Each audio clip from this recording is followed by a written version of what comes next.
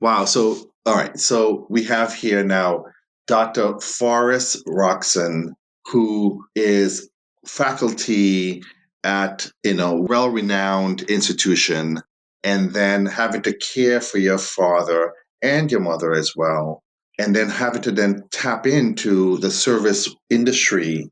And I wonder if, do you think it was sort of being West Indian, right? That's what you do. You come here as a West culturally, right? I don't want to stereotype, but a lot of new West Indians come here and they work in service industry, right? They take care of the elderly, or they while they're going to school, pursue some medical degree or something of that nature. So do you think because of sort of being part of that community, it was easy for you to tap into the service industry to get help? Yeah, I think that I was very fortunate that I knew about the concept of live-in, because sometimes when I talk to people that aren't West Indian Right. Jamaican, they would say, "What's a live-in?" And I would say, "Well, the live-in is your typical, is a Jamaican, typically, or Yeah. West Indian, a woman who lives in Right. with the family, Family. Yeah. either to take care of a young Yeah. child or an older person." Person. I Yeah. have many family members who Right. worked as live-in. As do I. My aunt Yes. who found Janet, who was our live-in, worked as a live-in. That's how she Right. came to the country. And I could tell you many, many stories. So I've had family members that were living. So yes, I knew all about this kind of underground The system. system. I think that is sort of, to me, it was a profound discovery or appreciation, I should say, for having that contact, right? Because you fight all your life to kind of rise above that, if you will, right? But knowing that that's in your network, that's in your DNA, so to speak, it's in your village, you're in the community as you describe, where you can tap into that. And I don't think that a lot of families have that fortune Yeah. to navigate these systems, right? Yeah. To be able to get the help that you want, that you need. What I found socioeconomically, people are so much more removed from it that when they need the aid, they don't understand who they are. They don't know this person. I know. They can't relate to someone who's West Indian or, say, in your case, Jamaican, to kind of understand the culture or kind of like just have reference point. We expect it from a provider, right? From a physician to have this sort of training and cultural competency and whatnot. But I think it should be the case where families who need a service worker should really go above and beyond to understand who this person is, where they come from. Yeah. So that way there is synergy and comfortability and, Oh, yeah. I mean, I look at it was hard, but I was very blessed to have the resources, right? To be knowledgeable about the resources, because the resources may be there, but you don't know that they're there. And to get the support. So fortunately, my aunt, when I called my aunt and said, "Look, dad is now here. He's got Alzheimer's," I said, "I need help. I need you to find a live-in." And she immediately went to her network. Right. And she started with the church. And so Sunday at church, she announced it. My brother, blah, blah, blah. And somebody was there. And when Janet needed a weekend off or time off, she would reach out to the networks. And I would always have coverage. I just lost my aunt Betty, who from that network, when she started to decline, I found her a live-in because my cousins now knew what I had done. And they said, cuz mom's going to need help. Can you find us a live-in? So I reached out through the networks and found someone who, at the beginning of the pandemic, came to stay with my aunt and was with her for 3 years. Wow, this is brilliant. So, say fast forward now, you've had such a rich experience, albeit you're the oldest of the sibling, right? The oldest child, and all this responsibility fell on you. So, what is that like for you, sort of moving forward? Have you thought of, are you planning or thinking of, I know you're still young, very young, but are you thinking or planning or what sort of takeaways? Because it seems as though there was healthcare taken care of, the legal issue taken care of, the medical issue, right? Or at least the medical and the finance that we talk about for now. But What's that like now for you, sort of, as you think, are you thinking about what does Lois need or what Lois need that would be different from your parents, if anything? Absolutely. The main lesson to me is that as we age, we need to be around our loved ones. It was very challenging for me to help my parents because they were far away. And there is this narrative that perhaps when you retire, you're supposed to move away, right? Mm-hmm. You're supposed to go and retire in Florida. But the reality is, as we age, not all of us age well. Right. We all hope to have this kind of healthy life to our sunset, but the reality is that at some point we're going to have such a need.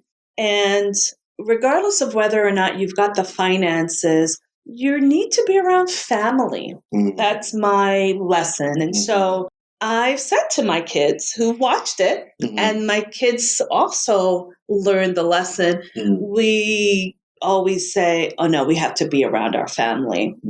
So that's one of my lessons learned. And then not saying I'm going to be moving in with my kids or anything like that, but kind of having that plan that at some point I may have to move in the same city or town where they are, because it was so much easier to manage Dad because I had the community around it. So that's one of the lessons learned for me, is the need to be around family. And number two is that as hard as it was actually a pleasure to take care of Dad. And my children say the same thing. Really? My children are my heroes. Wow. The first person to shower Dad in the family was my son, Jordan. Wow, really? And he was home with Dad, and Dad soiled himself. And my son called me and said, this has happened and I have to help him. The aid that was coming from the agency was due to come in around 1 that afternoon. It was now 9 in the morning. Oh, no, you can't leave him like that. Yeah, of course. Yeah. And that's what my son said, because my son at that time maybe was around 17 or so. I don't remember his age. And I said to him, no, I don't want you to do that. And he said to me, Mom, it has to be done. So he showered his grandpa. When my dad now became where we needed to bathe him and shower him, it became a team effort that, my daughter and I would say, okay, let's strategize how we're going to do it. We would do it with laughter. We would do it with, all right, Grandpa, put your legs in these pajamas, or, try not to poop on us when we're changing you. We actually would. Yeah. And let me tell you, my dad, even with the Alzheimer's, he was his jolly self. So even though we knew he was declining, my dad was never miserable, and we always tried to find joy in it. We would tell jokes. We would not laugh at him, but laugh with him. Yeah, right. So even up until the 10 days before he died, before he started to slip away, we have pictures of him laughing and jolly. And so we were intentional in doing that.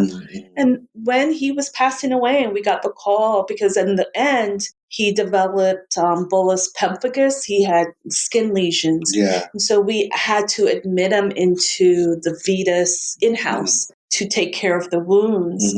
And so they called us when, and he was there for 10 days at the end, and said, he's slipping away. Right. Do you want to come? So Oscar and I said, we're going to go. And I said to my children, okay, they've called that Grandpa is slipping away. Yeah. And before I said to them, do you want to go? They said, we're going. Wow. And they were the ones who held his hands. They sang Bob Marley songs to him. They gave him his last rites. Wow. And they took the lead. Wow. And throughout the time, they're the ones that helped feed him and clothe him. And they took care of him as if he was our baby. And so that adage of once a man, twice a child is true. So we would not change anything. We were honored to take care of him. That's how we look at it. And I always joke to Oscar, I'm like, oh my God, now they know how to take care of us, because, but it was hard, but we did it. we were told to put him in a nursing home. And we said, no, he's a baby. Yeah. And so that's the kind of the two lessons learned for me is the, again, realizing that you've got to, when it comes time, it's best to be around family, and that you should do as much as possible to plan like my parents did.